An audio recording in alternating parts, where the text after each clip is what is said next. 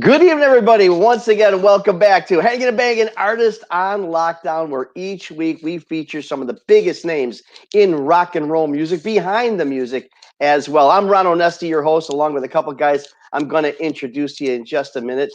Direct from downtown St. Charles, right outside of Chicago, rock and roll heaven, the Arcada Theater. It's so nice to see you guys. We got such a jam-packed show tonight. Thank you all for joining us last week as we had a replay of a broadcast we did in honor of our fallen hero friend, brother Eddie Van Halen. We did that on Thanksgiving. So thanks very much for joining us then. But tonight, again, jam-packed with talent. First, let me bring my brothers to the microphone. The first one, you know him from Dio. You know him from Last in Line. You know him from Black Sabbath. You'll now know him because of that hat. Please welcome Vinny Appice. How you doing, buddy? I'm good, Ron. I got you a hat, too. It's in the mail, just like that.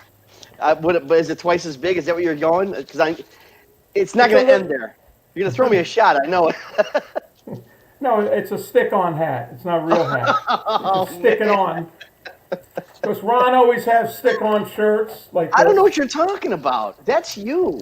But today, a real one, right? I've had this for years.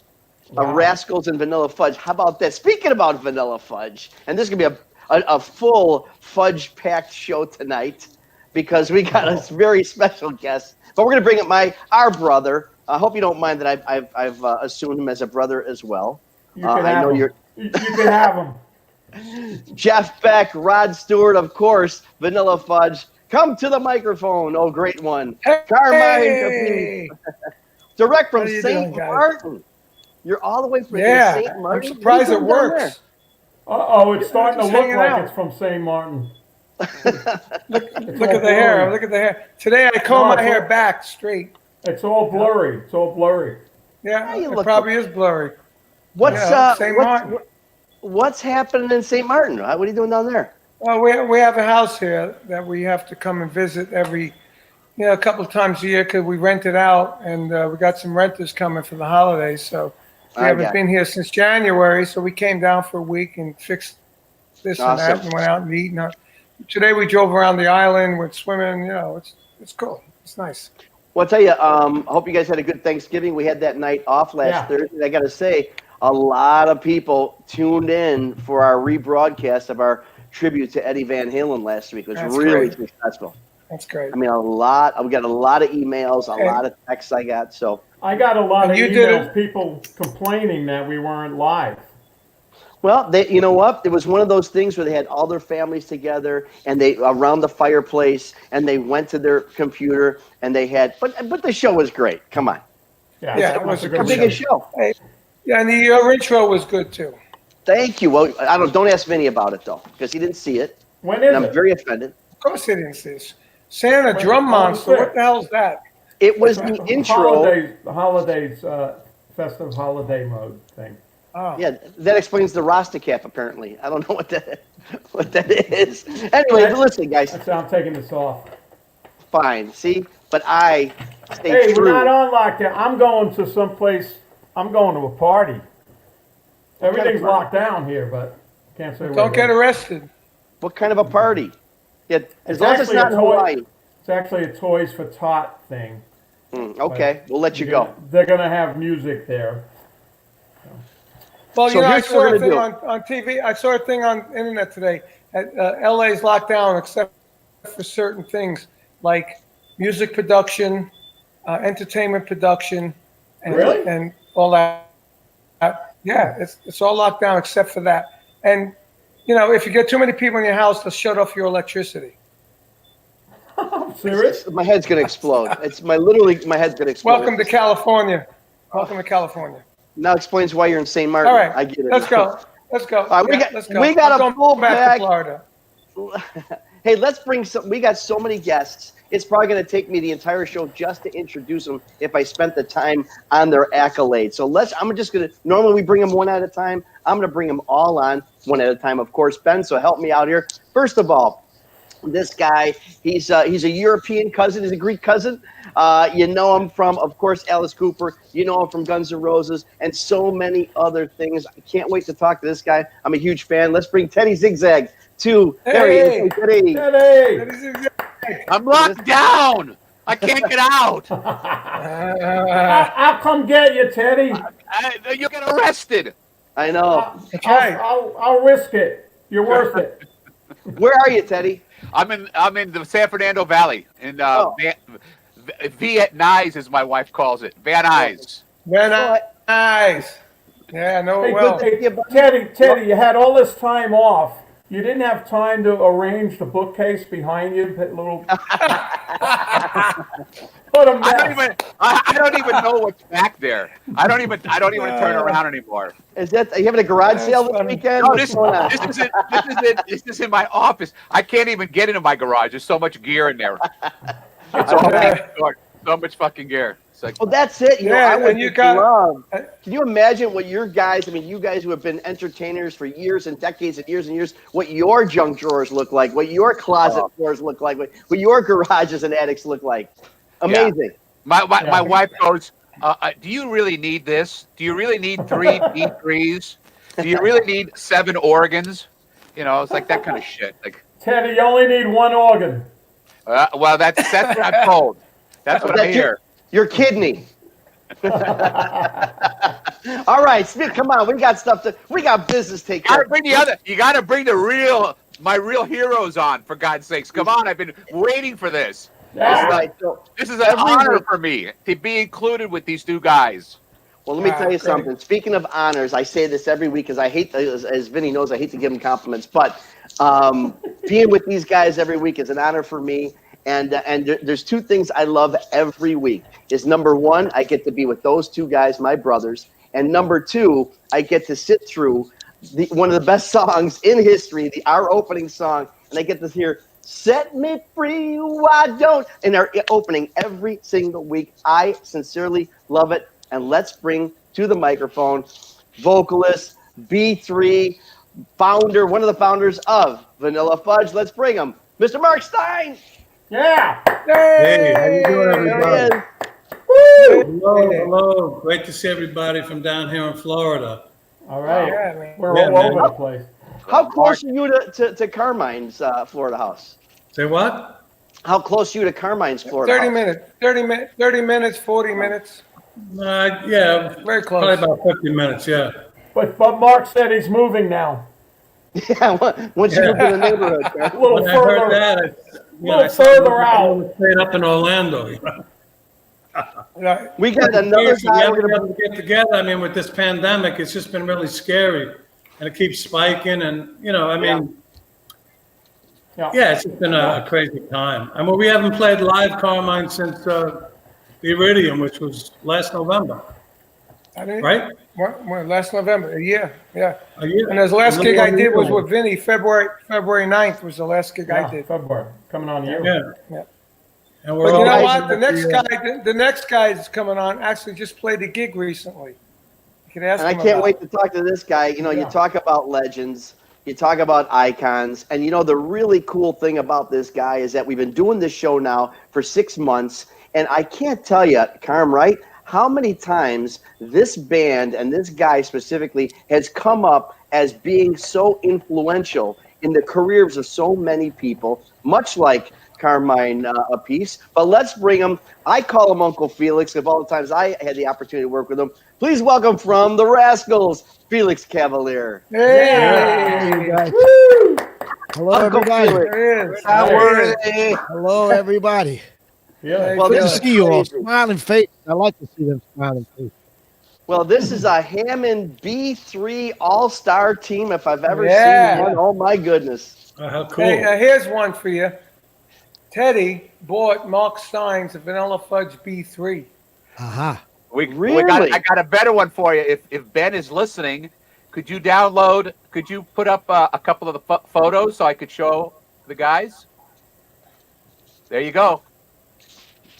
There it is, Mark. Nice. There's There Mark's it is. B3. You know what? That was a keyboard products. That was a That's keyboard right. products cut down B3 with 2 high-powered Leslie's, who crowns it. Wow. Hey, Right. That Leslie is one of two, and it's a 250-watt power amp in it. yeah, they were amazing. That's what he worked on. And I when I used to play with Slash, he would Right. he would always come over to me and say, "Hey man, could you turn down a little?" Yeah. Really?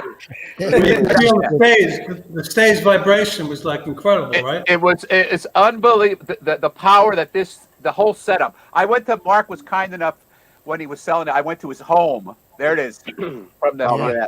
Wow, yeah, there you go. and I run it through like a wah-wah pedal and some delay and chorus and stuff like that. But I bought it with the anvil cases, and it's been 15 years, something like that. I bought it was around it was the early 90s. It was, I think it was 93. Yeah, and Mark was nice enough that he had me stay for lunch or somewhat dinner, and then he broke out the photo albums and was showing me the Ed Sullivan I show. remember that, yeah. Wow, Yeah, cool. and you know, being a fan of the Rascals and Vanilla Fudge, for me to be sitting and buying this rig, which I can't, you know, I was in awe. I'm in awe now. I can't even put the words together. Oh, man. But You know that what, guys, organ, Man. that we're organ talking is about- phenomenal. We're talking about the incredible, instrumentation that you guys have made a career out of. And I do have one surprise guest I want to bring. He's a very, very close friend of mine personally, and all of you. And yes, he's a big sought after guy walking around at the NAMM show you just talked about. But I know you guys have dealt with him before. If you're with the Hammond product, he is the artist liaison. He's the keyboardist from the Ides of March. He's my good buddy, Mr. Scott May. Yeah. Scott, come on up, buddy. Hey now. There he is, Scott. Hey, man. Wow. There he is. Teddy, I got to tell you, to sit here and be in the same show with Carmine and Vinny and Mark and Felix and you, it's a mind blower. I know. I'm shaking over here, man. I'm going, Jesus, could be the start of World War III. In a positive way. In a good way. Talk to you today. Yeah, I know. I didn't want to tell you that I was going to be on this thing. A little surprise. you know. Yeah. This was a Nice surprise. It's a surprise for you guys. How you doing, Scott? Hey, good to see you, bro. Hey, yeah, good to see you guys too. I mean, when I saw this, I said, man, this is like a B3. This is a B3 heaven. And I got to say that Ron, a couple of years ago, we did a B3 summit in for our friend Greg Gronowski, who passed, and Mark was there. And oh man, boy, did incredible. We had 23 great players on stage, and But we got to reprise that, man. We got to reprise it. We just have let's to. do it. Let's do it. Just have to. So let me ask you guys something. I mean, there's so much that we can talk about here, but I want to shift to Felix a little bit because I've heard again as I prefaced the show earlier. I got to tell you, Uncle Felix, honest to God, so many performers have listed and mentioned the Rascals as being such a big influence to them personally. How do you? I mean, and you think about the late '60s. I mean, think about the hit factories.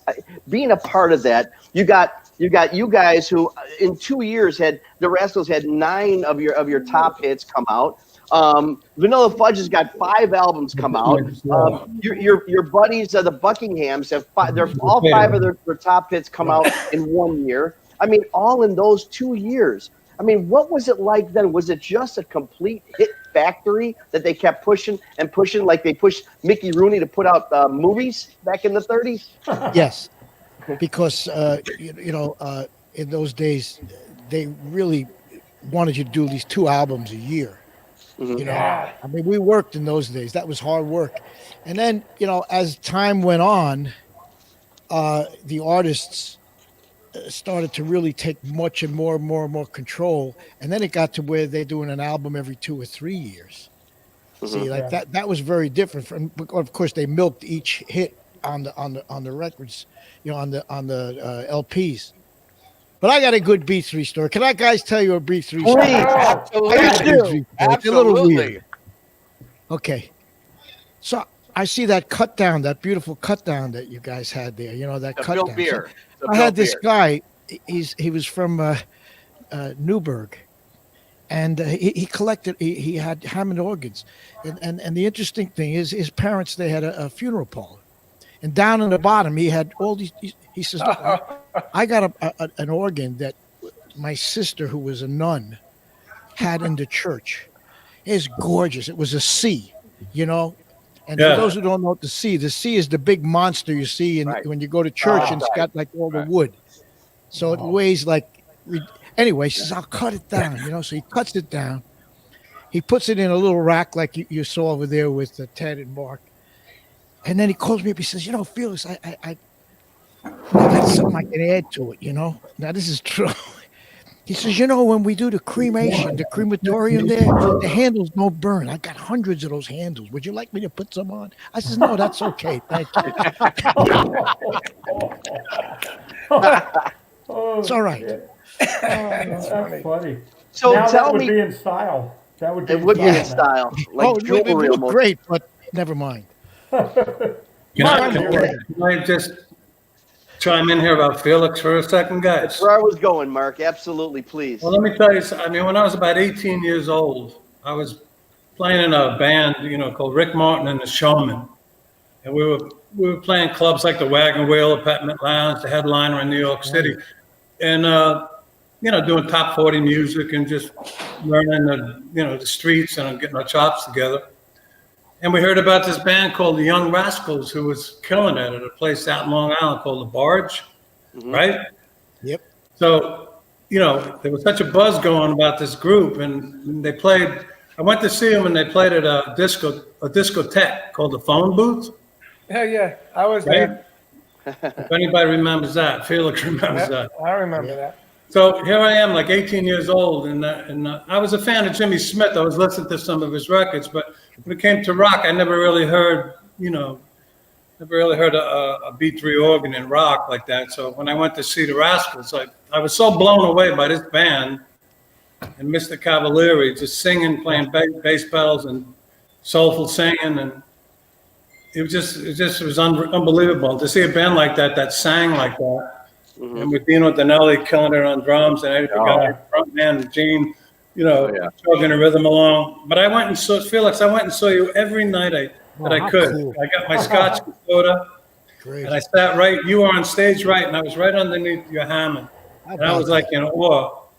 And that was it. I went and I told my father. I said, I got to get this Hammond B3 organ.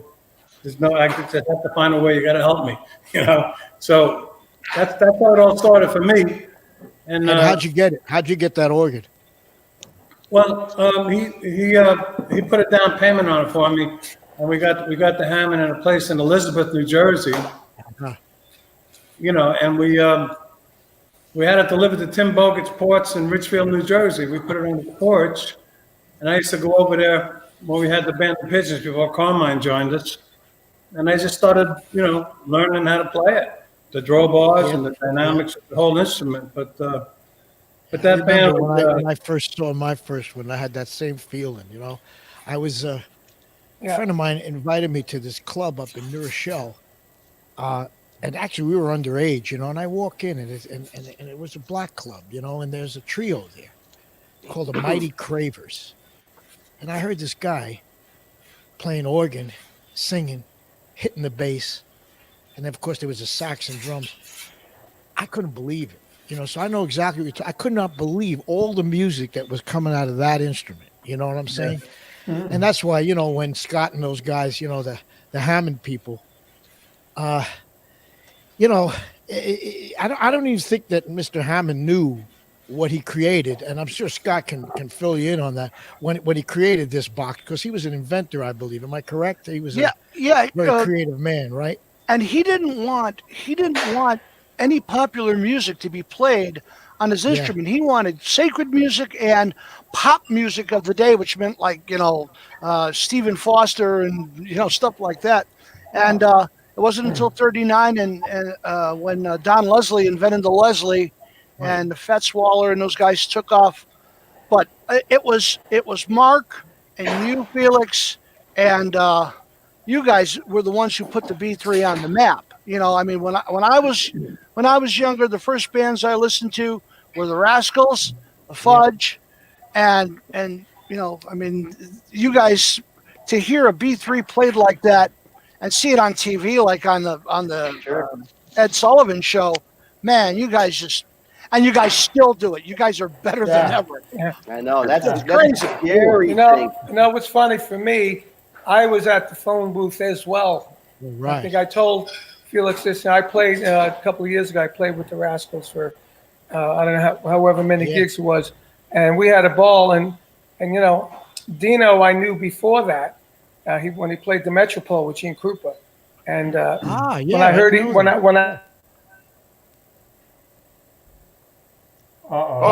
I heard he was with Ronnie. I heard he was in this group, the Rascals. I said, "Whoa, I got to go see this." And I was like, Mark, I was just floored. I said, I couldn't believe what was coming off the stage. And Dino had the 24 bass drum, and you guys killed it. It was amazing. Let me reiterate. It's nice that everybody has that kind of feeling towards that instrument, because it is really like the king of the instruments. There's no doubt about it. You know, we call it the Hammond family. Box. It's an amazing box. You know. Let me. I don't know if you guys know the new ones, but Teddy, you play the big ones still, right? Oh, I have two of them. I have two big ones. Exactly. I have two B3s. Let me just reiterate what Mark said. When I first heard the Good Lovin', the Good Lovin' organ solo, and I went, okay, I have to see this. And then that was the first album, and Felix Cavaliere to me was the guy that actually, I have to buy a B3. Mom, I need to buy a B3. She goes, what is that? What is that? Well, it's about the size of a small car, and we're gonna have to put it somewhere in the house. But my first B3, a guy, Perth Amboy, New Jersey. I'm at this guy's garage, and he was like a carpenter, and he had a bench that he worked on, and it had a tablecloth on it, and he goes, "What do you do?" I said, "I'm a keyboard player. I play the little piano and stuff like that." He goes, "Oh, really? Hey, you want this?" And he uncovers the table that he's been working on, and there's a B3 under there. And actually, it was a BV. It was a BV, so it didn't have percussion. Yeah, right. And that was my first B3. And I swear to God that when I had to buy a van just to move it around. So I went everywhere with it. And then chiropractors love the B3. Matter of fact, when I moved to California, I brought that with me, that organ, and I sold it. But I bought two other. But check this out, you guys, the Jersey guys will know. I was playing at the Red Baron on Route 35, and big fight broke out, and I had to use the bench of the organ to protect myself. Really? They actually ended up breaking it up, and I left it in the parking lot of the Red Baron on Route 35. The chiropractor Mark's B3 around as the band. But Felix Cavaliere was the start of it, and then I heard the first Vanilla Fudge album. I went, hold on here, what is this? And that took it to another level.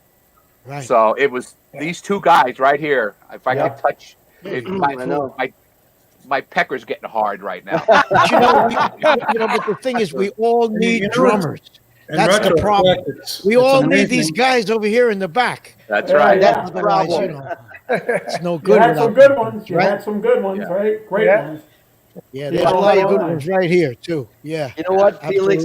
When all these guys, again, I'm fortunate enough to have you guys. You play my venue and play these venues around, and it's just amazing the amount of energy that you still bring to the stage. I'm telling you, last week, happy birthday, with 78 years old, 55 years in the business, and playing like you just as much energy. Matter of fact, you're one of the only guys in the country, I think, that's actually played a gig recently.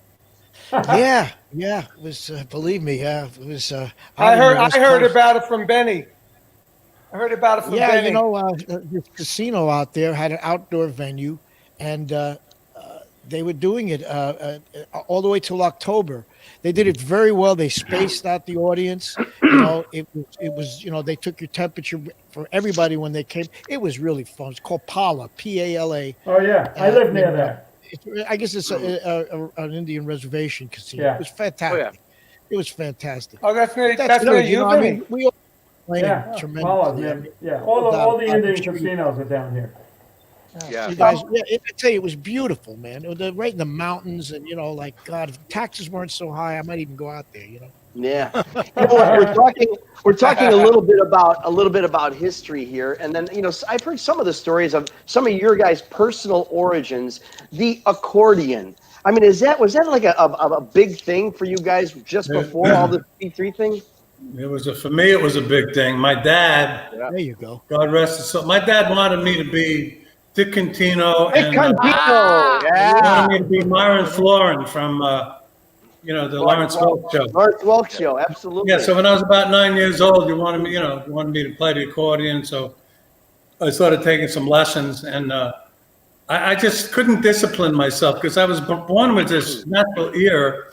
And I just remember all the teachers. I used to just blow through these books, which usually took, a month. I used to do it in a couple of days, and I got really bored with the instrument. And, but I want to tell you something, even to this day, all the triplets, if anybody played accordion coming up, you learned a lot, like Lady of Spain and the Jolly Caballero. If anybody remembers that played accordion, there was a lot of chops involved and a lot of triplets. And even to this day, when I play a lot of really fast licks, it originated from the accordion. And we made the transition onto the organ. So yeah, I mean, that had a big influence in my life, for sure. I still play the accordion today, and it actually comes in handy because I use it to do commercial stuff. Wow. And you mentioned Myron Florin, and that's the one thing I took away from Myron Florin was bellow shakes. He would shake the bellows. Yeah. God, I remember those days. Yeah. I'll tell you what, Lady of Spain by Dick Cantino. I'll tell you what, I loved watching that. I got to actually work with him in some of our Italian festivals. Some of the people loved him, and I tell you, watching him take the command, it's almost like he had a B3 on his chest with a strap. The way he handled it. So I thought you would have some influence. Felix, another thing that just happened to me recently, I was listening to People Got to Be Free, 1968, a song about racism, and it's amazing just how history repeats itself. Have you gone back in light of all the crap that's going on? Has that song come to you to perform or utilize in any of these relations that's going on? Do you hear any of that the song with the relevance to the slash today? Oh yeah, and that song Atlantic didn't want to put that out. They thought we were making a mistake putting that out, but. I mean, I'm so proud of that song because when the Berlin Wall went down, they played that song there. Yeah. But those were the days. I mean, seriously, you could write a song and you didn't piss everybody off. You know what I'm saying? Yeah. Right. You write a song and you say, "Well, this is how I feel." Oh yeah, well, I don't want to talk to you ever again. Yeah. That's it. That's right. And that's really sick if you think about that because I mean, I thought, like all the flowers have different colors. I thought, there's red ones and yellow. Oh, no. There's only, we only like one color. What color is that? Not black. Yeah, exactly. Yeah. So anyway, that song, just real briefly, I was working for Robert Kennedy and there was this lady that I was seeing who was actually at the assassination. Wow. And she has never been. She was there when he won that primary and then gone, And so I was just overwhelmed. It's the only word I said, man. I said, we got to say something, man. We just can't let this be. We got to say something. You know what I mean? And I really wasn't trying to strike at anybody. We were just trying to say, hey, you know what? What is this? because those of us who are of the Mediterranean descent, we kind of know what this feels like, man. Yeah. Yep. You know what I'm saying? We know what this is about. You understand? I mean, this is kind of close to home for many of us. And you guys all know what I'm talking about. Yep. 'Cause you all been there. Yeah. You understand? And going through it now. With all but the you know, Columbus it's time, man. It's really time. I really don't think the kids give a damn about any of this stuff. I think they're so sick and tired of hearing their parents talk about it. You know what I mean? They don't care. They hang around. They play ball together. They play basketball together. They party together. But the old folks, we got to get over this, man. This is not funny, especially now with all this going on. Yeah. Well, the messaging of that song, it really, really resonates today. I just can't imagine that a new, maybe a little bit more of a contemporary arrangement would come out of it, but it's still, today, that would, again, resonate with the college students of today, because it really, really does resonate at what's happening. It really does. Well, unfortunately, it still resonates. Is absolutely right. I don't know if that's good, but that's the truth. It's a shame. It's just silly to me. Can't understand. It's so simple to me. People everywhere just want to be free. Wow, that's really radical, my man. I know. Let me tell you, watch out. Don't do that on TV. That is, yeah. It lasted. Like in the old days. You guys remember, when the Stones, they got in trouble for saying, "Let's spend the night together." Oh my Are you God. kidding? Let's spend the night together. Wow. That's like grammar school now. When I was with Rod Stewart, they used to beep out a couple of the lyrics that he had, like "Tonight's Tonight." Oh, yeah, when right. he released that single, that's That's what you should ask these guys about is when we used to do those old television shows. Yeah. Jim You know, Morrison. like they had Sullivan and the Hullabaloos And and shit, 'cause you guys Sullivan. all did that. Hullabaloo. Oh yeah. You started, my you God. started at Hullabaloo. How bad? Those days. I didn't even want to go home after those shows. We sounded so bad.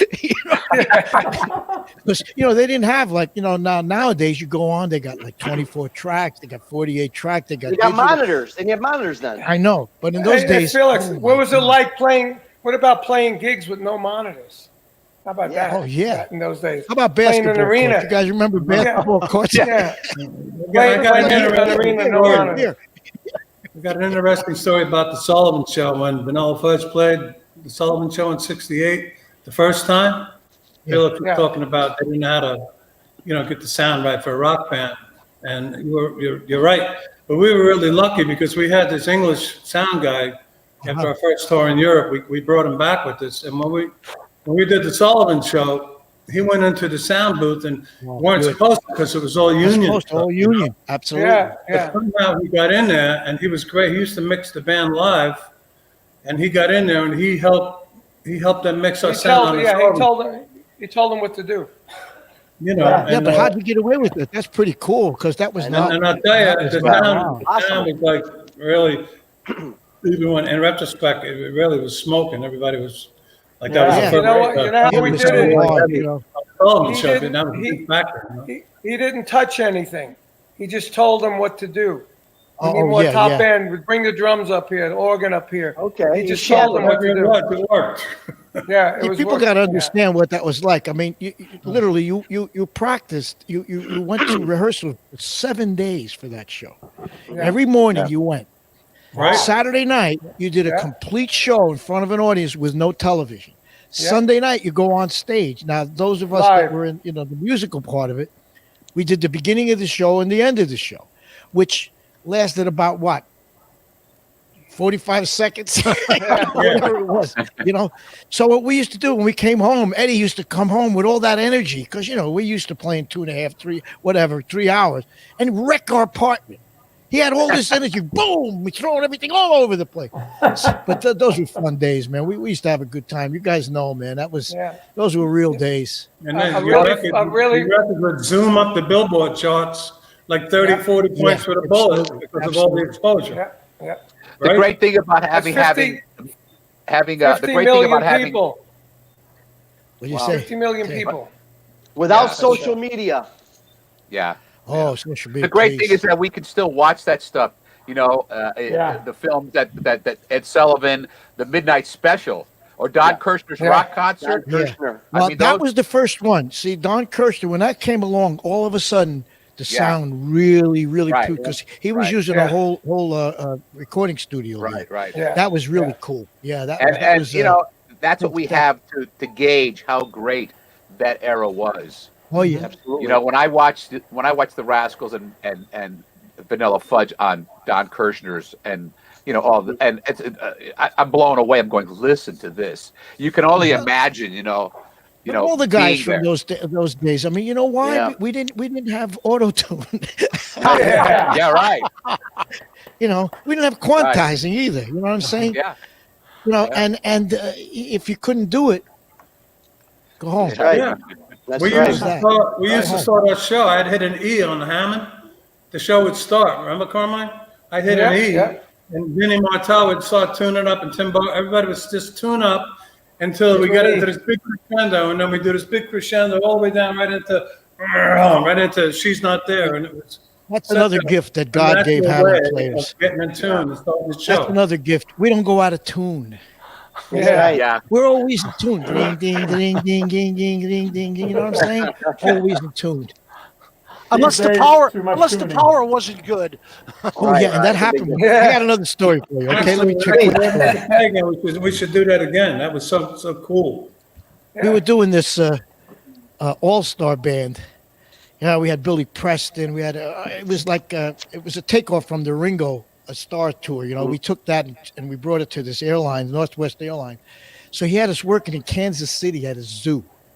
Okay, so we went in the afternoon to the zoo, and we're tuning up, and it was the reason it brought to my mind is because you're right, Scott. It wasn't exactly the right hertz on the electricity.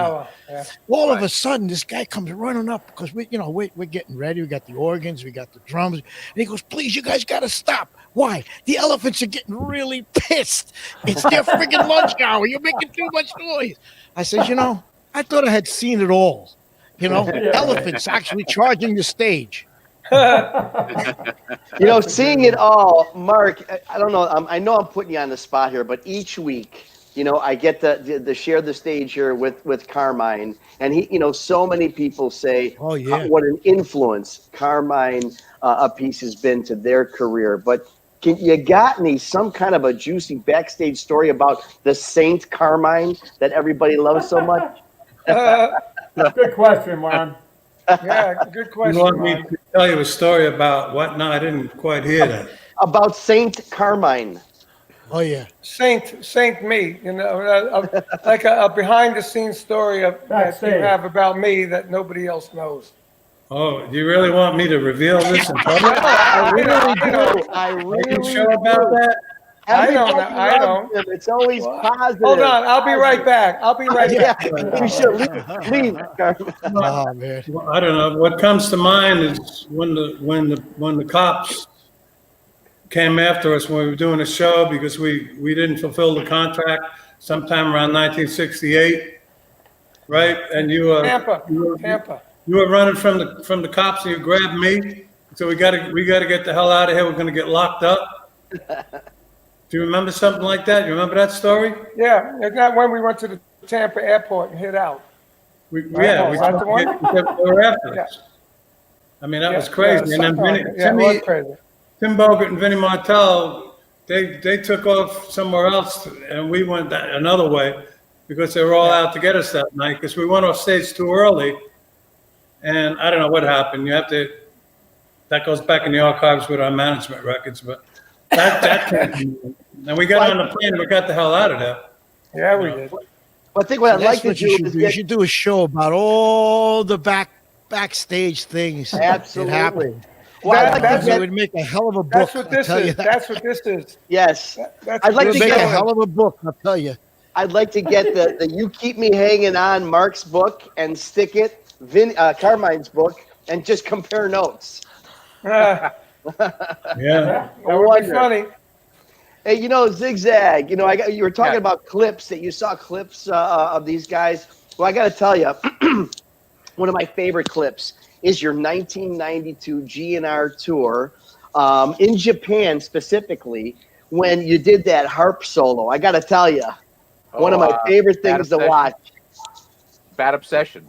Yeah, man, Bad Obsession, absolutely. Yeah. Now, was that prearranged, or you just kind of go off and do it? Well, we didn't. One of the interesting things about Guns N' Roses, you're talking about backstage stories and stuff like that. Yep. I worked in that band with one of the most notorious frontmen of all time. So there was shit that went on all the time. I mean, we had to be ready to vacate the premises at a moment's notice, because he could have said, he could say something, or he could have walked off. That band, that tour that I did, they never went off a set list. They had no set list. They started. They would talk in the hallway going to the stage what the first song was going to be, and the last song was always the same. Paradise City.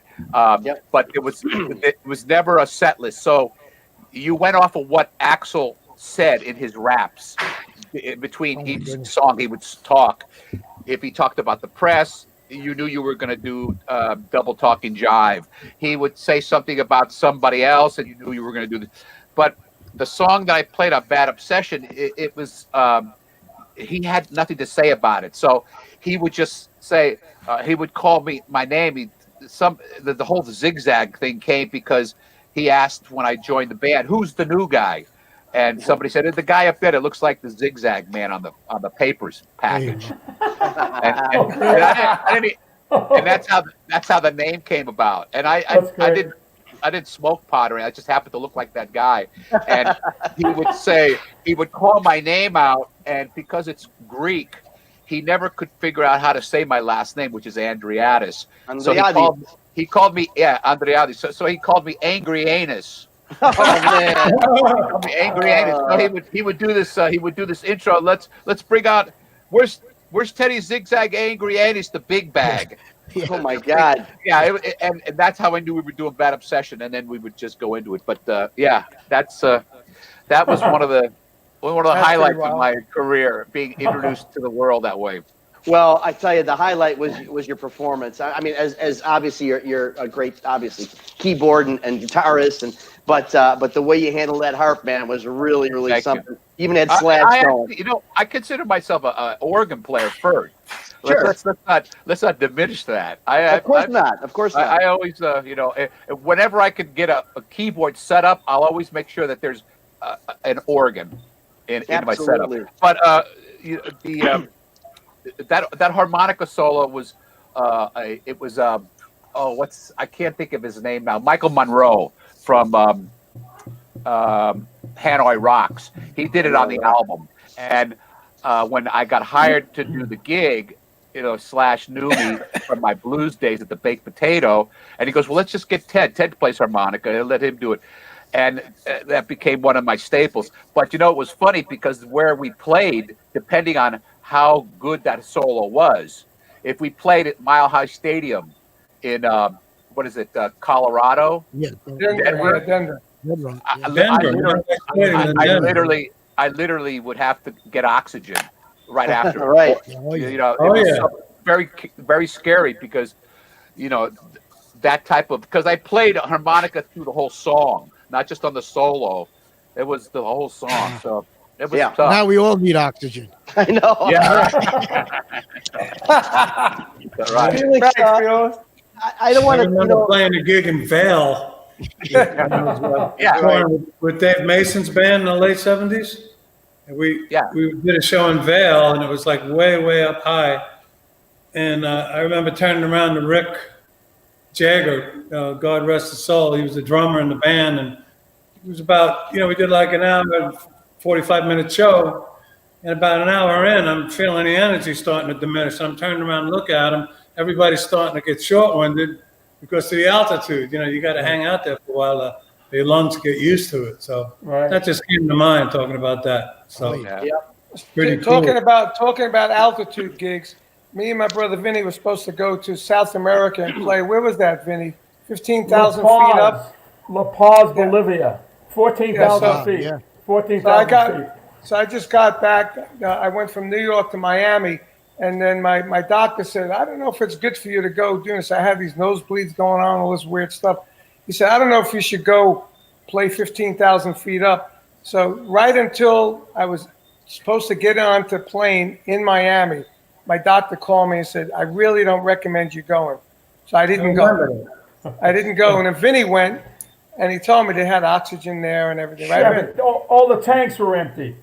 You go, oh, you don't have oxygen there. And I got off the plane. It felt like a vice on your head, just compressing your head. It was so high up. The planes can't even. You can't fill the plane up with fuel because it's too heavy. So they fill the plane up halfway, and it leaves Bolivia and goes to Sao Paulo, Brazil, and that's where they get fuel. But I was okay playing, but off stage I was winded every 2 steps. But they had the only thing that helped, because you had a headache all the time, and they had like Lipton tea bags manufactured at the factory, and you open it up, and it's cocoa leaf tea. Ah, there you go. Right? And you drink the tea, it gets rid of the headache, and you feel good. You didn't get high from it, but it was just like a Lipton tea bag. It was in a box and sealed, and I was like, wow. But the oxygen tanks were empty. It was ridiculous. But that's the thing. That's the interesting thing. When an oxygen tank is empty, like, what's in it? You know what I'm saying? Like, air? I mean, I don't get it. How can you? That's a good one. How do you have an oxygen tank? Anyway, we're all sitting here thinking. We're all thinking. I guess it's just space. I know. I don't know. It just came Good point. out. You go, Ron. I got to go now. We'll have to find out next week. Hey, Mark, I've heard this from Carm. It's one of my favorite stories. Just how, Felix, you talked about earlier about, obviously the old days of recording and what it was like. But the fact that one of the finest, I believe, 7+ minute songs in rock and roll history, You Keep Me Hanging On, was a one-take shot. Wow. Yeah. Tell me how that, walk us through that. Yeah, well, that was our stage show. The whole first album. To do a demo. Yeah, the whole first Fudge album that's what we played in the clubs, like all the time, up and down the East Coast and Newport, Rhode Island. We started developing a really good following in those days. And, fast forward when we went into Mirror Sound, I remember the studio in New York City, Shadow Martin, who we got hooked up with, who was a hot producer in those days. We went in and we recorded it, and it was one take, and it was in mono. It's like we did live. I just remember being a kid walking back to the control room, and everybody was like staring at each other, like, "What the hell was that just happened?" You guys know who Shadow Martin was over there? You guys know Shadow Martin? Oh yeah. You know who he was? That first Vanilla Fudge record, it was the first time I'd heard bands doing covers. Like Ticket to Ride or People Get Ready. I was like, wow, how could bands do that? It's like I was blown away at their versions of these songs. It was like the Rascals, Teddy. The Rascals used to do covers too. You got to understand why. It came down from them, Yeah. See, in those days, the clubs were over 21. Right. They would not allow original songs. You had to do covers. In other words, they wanted what they would consider to be top 40. You understand? Right. To bring in the people. You could not do originals. That was, that happened. It shows you how friggin' old we are. I mean, yeah, but Dylan come on up, and the Beatles and even Love and Spoonful. They started writing. Right. But that's how we found Good Lovin'. That's how we found Mustang Sally. I actually went to a record store because I'd have to prove to the owner that this is a real record. I didn't make this up. So I found this song Good Lovin'.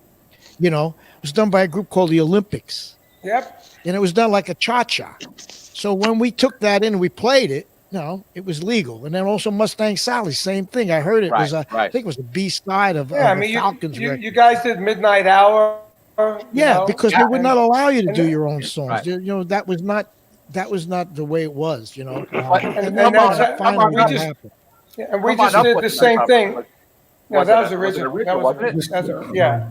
The song that knocked me out, Felix, the song that used to knock me out back in those early days was Temptations, Bound to Get You. Oh, yeah. Yeah. Well, you guys did that, man. I was up all night. I was in college. What song? Temptations About to Get Me. Temptations bound to This was get. a record that, basically, if you don't know the Temptations original, bound to get you. Remember that? the original was phenomenal. Just phenomenal. I mean, it was just an amazing thing, and that was our interpretation of it. But seriously, what happened to me, basically, is I told the story many times, but I was a college kid, and I was asked to go to Europe by Joe Dee because their organ player had left. Mm-hmm. So here I go. I'm like 19, whatever the heck, and I go to Europe, and the group that's opening for Joey is the Beatles. Oh my Yep, God! that's true. Wow. That's true. Well, I hear Yeah, these yeah. guys. First of all, everybody's screaming, screaming and hollering, and like, what are you yelling? What? Oh, it's the Beatles. I see these guys with long hair. First guy I ever saw with long hair, and I hear them, and my impression was this: they're singing American songs, like doing like Chuck Berry. I'm going like, and what is that? Right. Don't come around my neighborhood playing that shit. You know what I'm saying? But when they did their stuff, I'm saying to myself, wow, what is this? They're doing like like this here, like, what is this?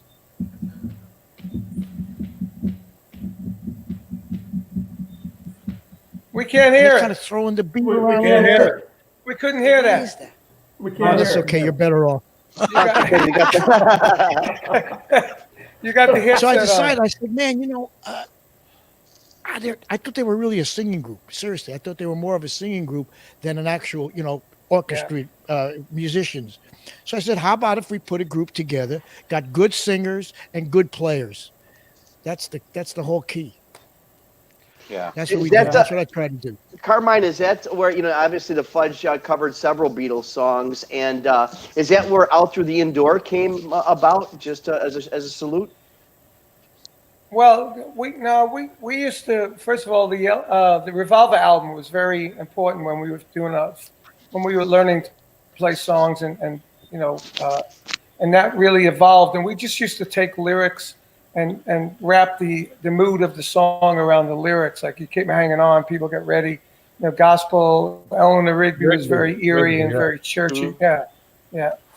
And that's what we did. But that was taken from the Rascals. So we were listening to the Rascals, the Vagrants, and the Beatles were really the three influences that were going on at the time. We used to play slow down like the Rascals did. Oh, We that used to rock. do Midnight Oh, Hour. rock, man. We used to That do song's Midnight so Hour rock. and stuff, But that's the way it was, Well, that's what the Fudge was. The Fudge was a hybrid. Yeah. The hybrid with the Rascals and the Vagrants. That's what we became. Vanilla Fudge did Beginning. Goes On, and they had when they did the Beat Goes On, and they had the flip side, the whole B side. It was like, what? How could you be allowed to do this? It was. I don't remember that. Blew my mind. No. You mean the break song, the long song? The one the Beat Goes On. It was. It No, wasn't the the second B-side? album. That album was so bad. Oh, Come on, so impossible. I enjoyed it. I loved it. I loved it. Don't fence me in. Come on. Get out of here. In. The best thing on that album was Moonlight Sonata. That was the best thing on that album. Yeah. That was pretty cool. Yeah. You talk about break song. Yeah. All the drummers that I hung around with, that was the thing that to try to play the drum stuff from break song was like the biggest thing in the world. That was Thank you. that was hero worship at its best. I could play it. I could play it. I was going to say Vinny could probably play it. Listen to Doom boom. Doom boom. He knows that by heart. He knows it better than I do now. But I think that the Fudge was really the band that started prog, because without the Fudge, there's no Yes, there's no King Crimson, and you even go to today's music. You go to Dream Theater and the bands. All this. I think there's a case to be made that the Fudge was the original prog band because you guys were right along with the Beatles, man. We were listening to Beatles. Beatles had some great stuff, but boy, you guys' stuff was like completely out there. Yeah, absolutely. The intro for Keep Me Hanging On, I don't even know where that comes from. It's like, it's like what? Like an orchestra. And the minute you play that, I mean, at that, your version of that cover was as popular as the original was. Oh, easy. I could tell you how that happened. I was sitting in front of, with Timmy Bogert, we were sitting in front of, I've told the story a lot on stage, but The Cheetah. in front of, the discotheque called the Cheetah. Felix, you probably remember the Cheetah. Yes. On Broadway. And it was like the dead of winter. And, we were drinking something, smoking something, whatever. I guess it was 66. Say And the it radio so. comes on, the cars park with the heater on, and the radio comes on, and the Supremes, You Keep Me Hanging On comes on, and it just sounded, it's like so fast, I looked at Tim, I said, dude, what would be really cool if we slowed this song down, and I think it would be so soulful. And he said, well, let's go to work on it, and I just came up with this theme on the organ. It was kind of like, the melody, if if set me free, why don't you, baby? And that's that flute sound. Fall down. It's almost like something out of the Invasion of the Body Snatchers, the original movie. You hear at the end of the movie, the music in the background. And I came up with this one on the organ on the beat. I was counting it 1, 2. That's what it was. 1, 2, 3, 4. I got together with Vinny, and we were playing at a place called Anganos on another discotheque, which was on the west side on the west side of New York. 70th and Broadway. 70th and Broadway. Yeah, he had this incredible guitar raga lick, and it just was such a natural. And then Carmine and Timmy, put this whole rhythm thing together, and we just thought it just came out. Before we had this arrangement. We knew we had something special. We couldn't wait to play it. When we started playing it, everybody stopped dancing. They started coming to the front of the stage and checking it out. All of a sudden, it was like all this drama. And that's how a lot of that stuff happened in those days. Just like incredible. when he saw that Amazing. MONY sign in New York City. Hey, that Vinny, story, Mark, do you know that? Do you remember when you guys came to LA to record? And Carmine asked me if I still had the organ. Yes. You guys, and I brought it to the studio. Yeah. I couldn't believe it. Yeah, and I believe you had it. You carried it by yourself, like on the side, like on the dolly. I remember that. I had it in the van, my van, and you guys were kind. You guys, my van. You remember the van? Yeah. And you guys were nice enough to let me sing on the record. Did you remember that? Wow. That's it. I sang background harmonies. I don't know what song it was, but I sang with the me and Carmine. We sang some kind of background harmonies. I don't know what song either. I haven't. I don't remember the. I don't know what record it was. But I came. That must have been mystery record.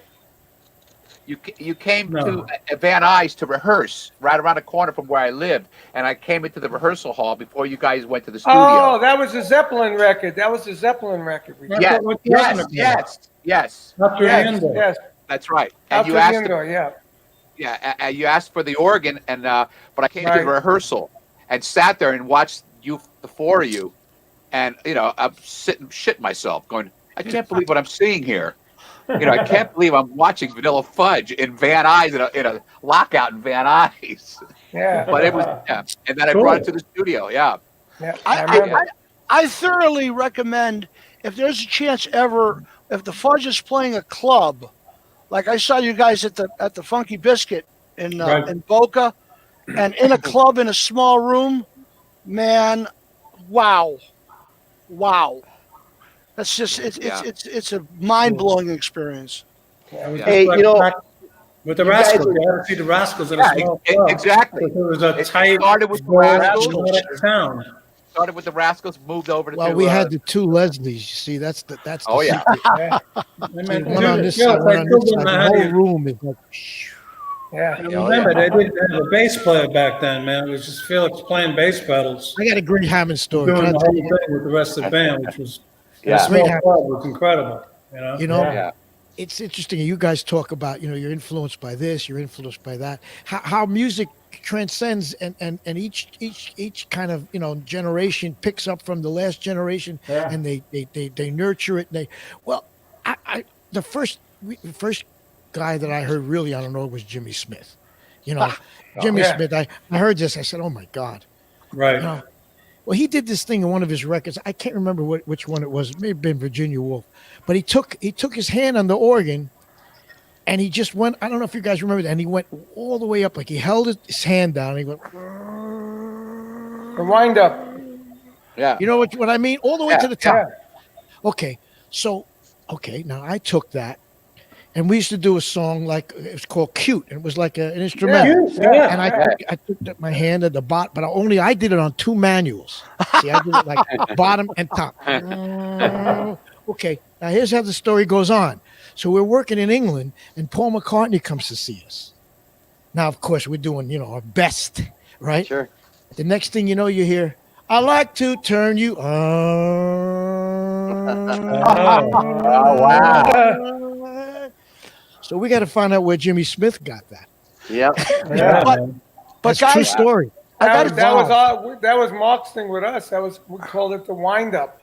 It was crescendo up to a peak, and then we stopped dead after that. You know. But here's thunder, man. You know. here's a big deal thing, and today you've got keyboards that have 10,000 sounds in them, and guys like Wakeman or Jeff Downs that have 50 keyboards.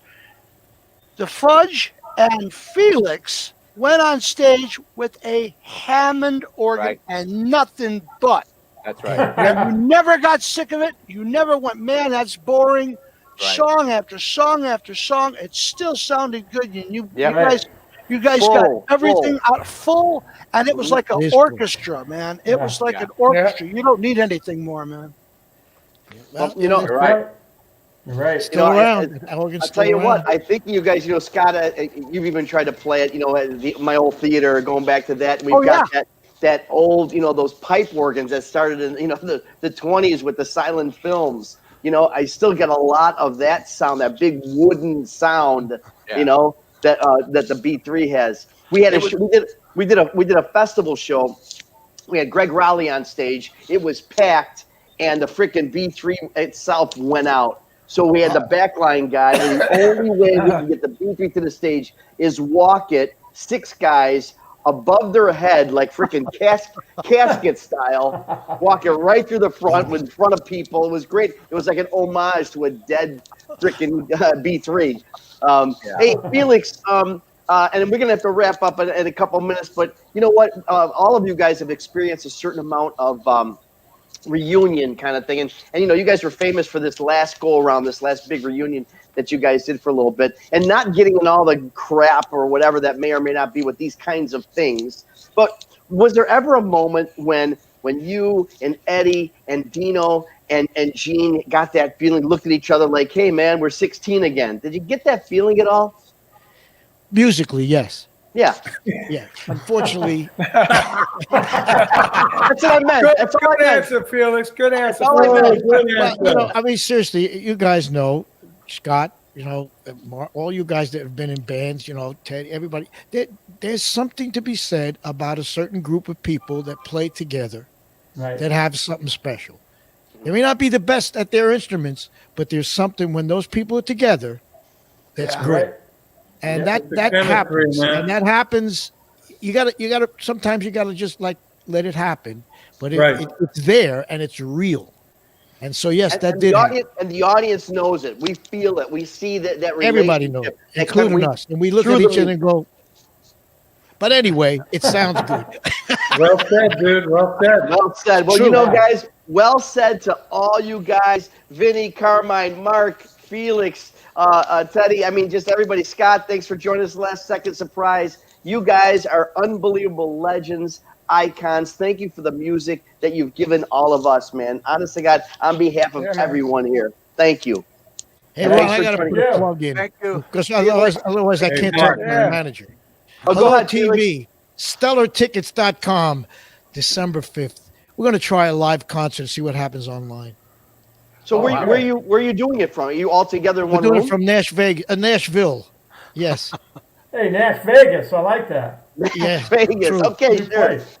Well, we wish you guys, everybody out there, once again, thank you for joining us each week here on Thursday nights, Hanging and Banging Artists on Lockdown. Make sure you like us. Make sure you share us. Thank you, Steve Love, Ben Wheeler, our producer, all you guys here today. Really appreciate it. Felix, all you guys. Love you very much. Guys, man. Be Peace safe. and love. God bless you all. Thanks for having me. Everybody. Benny, take care. Bye. Keep Felix on and Mike, hanging thank and you, banging, man. everybody. Ciao. See you, man. Thanks, Bye-bye. guys. Peace. Bye. Cool.